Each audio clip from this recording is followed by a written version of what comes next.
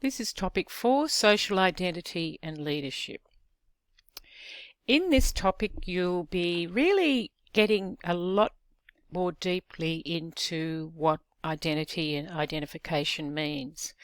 And Richard Jenkins' seminal book, Social Identity, will really give you some rich and varied stories about how social identities are constructed in different contexts.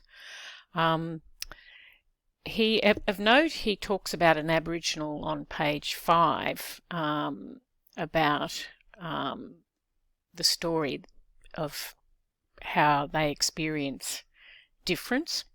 And I've added a video from Stan Grant, and if those of you should possibly know Stan Grant, he's one of the, I always forget the title, but he's a professor at Charles Sturt University now, and a Wiradjuri man, and very well known as an ABC journalist. And this interview is really interesting about how Indigenous identity is evolving, and there's an Indigenous middle class coming, so this emerging. Sorry. I think the definition by Richard Jenkins, and I particularly like this book, and particularly chapter 1 and chapter 2, but if you really want to go more deeply into this, you can look further. But he defines identification as, first of all, identity denotes the ways in which individuals and collectivities are distinguished in their relations with other individuals and collectivities or collectives. Identification is the systematic establishment and signification between individuals, between collectivities or collectives, and between individuals and collectives of relationships of similarity and difference. Taken as they can only be together, similarity and difference are the dynamic principles of identification, are at the heart of the human world. He really brings to the fore the importance of understanding similarities and differences, and that we quite often focus on people's differences when we discriminate, but we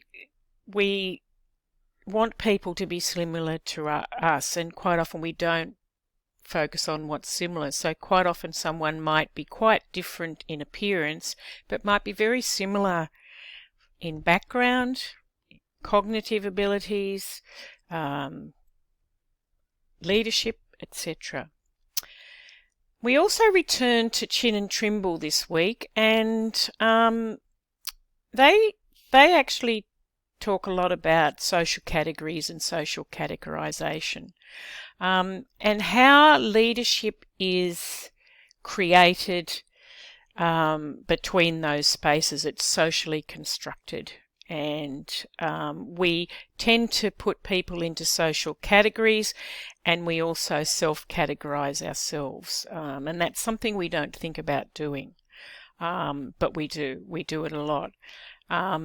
And they discuss the status of disadvantaged groups and leaders, and that quite often a person from one of these groups will try and hide that fact, and leaders in groups will quite often resist having this person as a leader with them.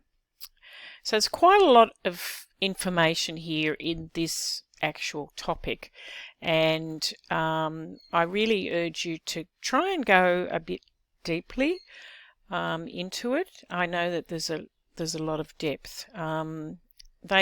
Chin and Trimble identify that for the global leader, cross-cultural leadership is image management, which is really a bit sad in some ways, isn't it? And identify the importance of managing image, especially for those leaders whose social identities do not fit the dominant culture. And this is necessary so they can establish their status and legitimacy as a leader. So it's really important we start to think about that, particularly how we put those people into categories and how people have to make work on their image.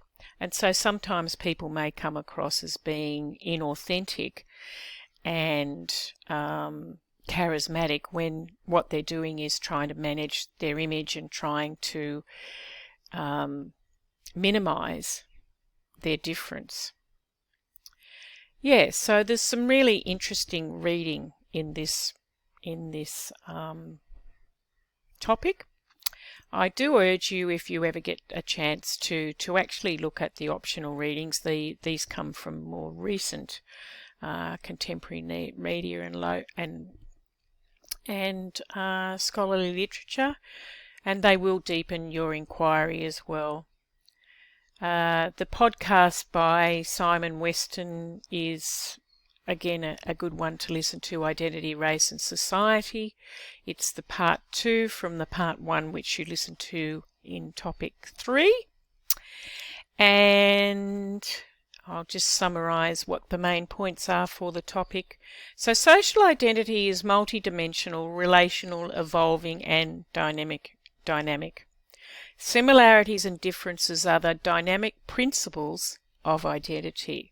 The single leader prototype as effective leaders is diminishing. So we're looking more at collective leadership, which is great. And we're moving beyond those traditional notions of leader identity being a single hierarchical person. Leaders from status disadvantaged groups, as I said before, such as racial minorities and women, have to prove themselves and manage their image to gain status and power and overcome resistance from group members. Individual-centric versus collective-centric identity will define future leadership practice, with diverse leaders being more likely to be collective-centric.